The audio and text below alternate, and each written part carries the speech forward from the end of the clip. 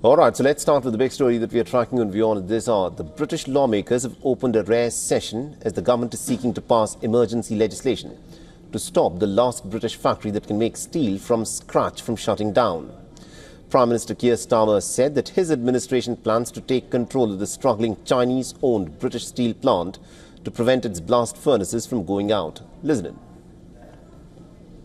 That may have been good for China's economic security, but it is not good for Britain's national security, and that is why we need to give the Secretary of State the powers that he is asking for today.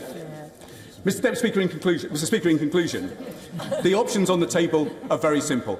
The Secretary of State could do nothing, and they would watch the furnaces close. They could hope, but hope is not a strategy. Or they could act, as they have done today. They have acted with strength, decision, for the long-term interest in our country, and this House should give the Secretary of State its full and unabated support. Liberal Democrat spokesperson Daisy Cooper. Thank you, Mr. Speaker. Recalling Parliament today is absolutely the right thing to do.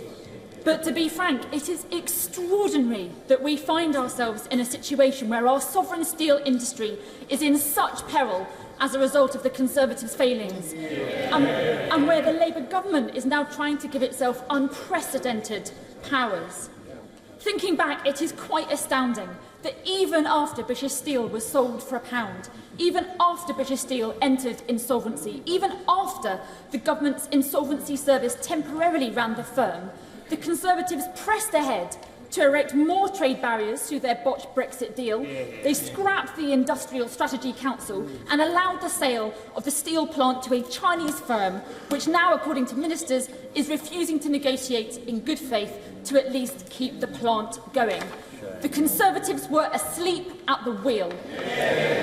They failed to tackle energy costs, they failed to tackle business rates, and now Trump's tariffs and his contagious protectionism is now the straw that has broken the camel's back.